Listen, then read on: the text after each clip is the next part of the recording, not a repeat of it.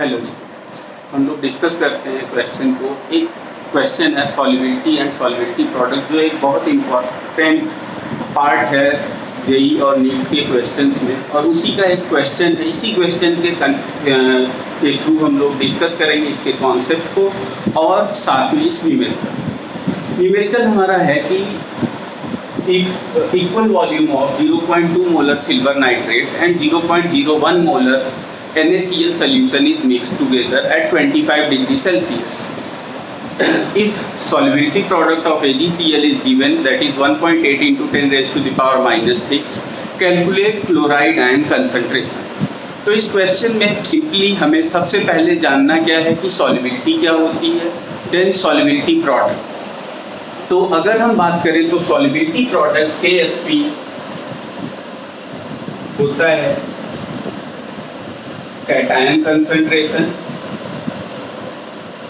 Coefficient X, anion concentration coefficient Y।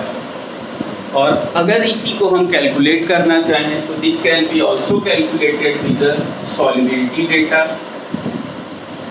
अगर हम कहें is solubility is equal to S. S is the solubility, S mole per liter is the solubility given. Then and let salt of AX be Y type। अगर इस type का कोई भी salt हो तो उस केस में हम लिखते हैं KSP is equal to X S, this is the concentration of cation raised to the power X, then Y S raised to the power Y। और इसे अगर हम सिंप्लीफाई करें तो ये आएगा X raised to the power X, Y raised to the power Y, S raised to the power X plus Y। ये एक जनरल रिलेशन है जिसके थ्रू हम सॉल्व कर सकते हैं solubility related question. But this relation is useful when we are using common ion effect in the solubility questions, and without common ion effect the questions are simple. Using common ion effect the questions are become tricky and difficult. Then in the above question अगर हम use करना चाहें तो इस question में हमें इस relation को यूज करना है। अलॉन्ग विद दैट इस क्वेश्चन में एक और कॉन्सेप्ट यूज किया गया है रिएक्शन का। तो अगर हम कहें हमारे पास सिल्वर नाइट्रेट है, इसे हमने NaCl के साथ रिएक्ट कराया तो AgCl का प्रेसिपिटेट फॉर्म होगा प्लस NaNO3 फॉर्म। दोनों सोल्यूशन को इक्वल वॉल्यूम में मिक्स किया गया है तो देयरफॉर गिवन अगर हम बात करें तो हमारे पास सिल्वर नाइट्रेट की कंसंट्रेशन 0.01 m होगी। क्यों? क्योंकि ये पहले थी 0.2, जब इक्वल वॉल्यूम में मिलाएंगे तो कंसंट्रेशन क्या हो जाएगी, हाफ हो जाएगी। सिमिलरली NaCl की कंसंट्रेशन है 0.05 m हो जाएगी मोलर। अब यहाँ पे आप देखें तो आपको दिख रहा है NaCl इज लिमिटिंग रिएजेंट।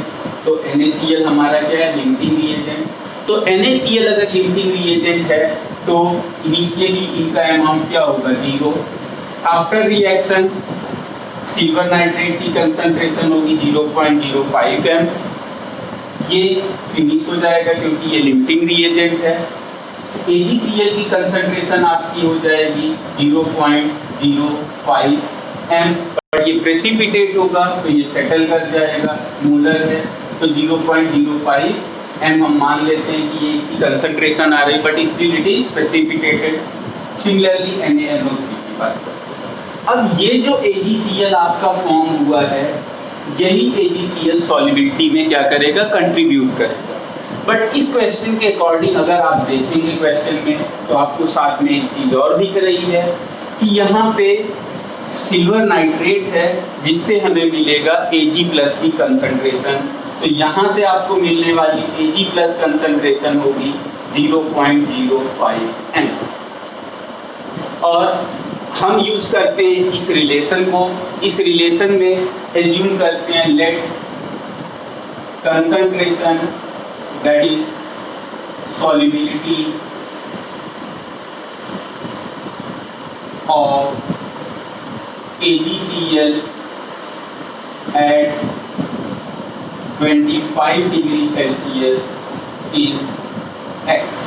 इसे x एज्यूम कर लेते हैं। तो अगर हम इसे x एज्यूम करेंगे तो हमारे पास रिलेशन क्या आएगा, हमारे पास AgCl सॉल्युबलाइज होगा। तो अगर इसका रिलेशन हम बात करें तो यहाँ से मिला AgCl जो ब्रेक करेगा आपका डिसॉल्व होगा Ag प्लस Cl माइनस। आपने कहा Ag प्लस की कंसंट्रेशन क्या है, वो Cl माइनस की, तो वो सॉल्युबिलिटी से केवल आएगा तो ये x होगा।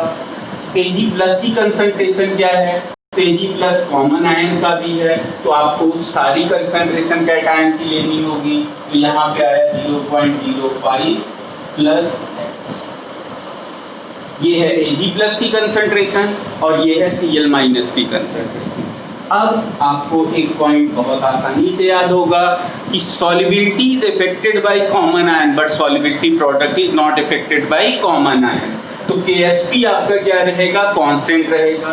तो इस रिलेशन को हम यहाँ पे यूज करेंगे। तो Ksp की value 1.8 into 10 raised to the power minus 6 is equal to 0.05 plus x cation की concentration raise to the power of coefficient Ag plus का कोफिशिएंट क्या है, इसमें 1 है, इनटू x।